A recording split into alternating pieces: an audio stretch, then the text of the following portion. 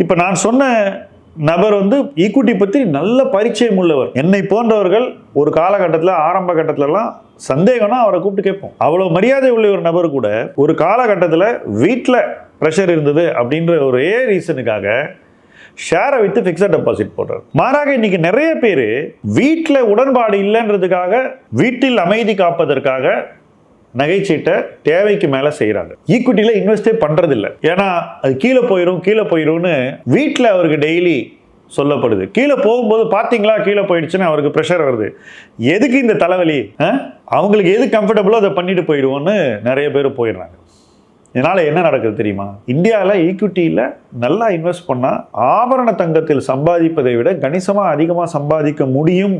அப்படிப்பட்ட ஒரு வாய்ப்பு பொருளாதார ரீதியாக நமக்கு இருக்கும்போது அந்த வாய்ப்பு பக்கமே திரும்பி பார்க்காமல் குடும்பங்கள் தொடர்ந்து வீட்டில் எதை விரும்புகிறார்களோ அதை மட்டும் செய்கிறாங்க. தட் இஸ் ஆபரண தங்கம் வாங்குறாங்க. இதனால என்ன நடக்குதுனாக்கா, அவங்களுடைய மொத்த சேவிங்ஸ் இன்வெஸ்ட்மெண்ட் போர்ட்ஃபோலியோ ஒரு சொத்து வகையை மட்டுமே அதிகமாக வைத்திருக்கும் சூழல் உருவாகிறது.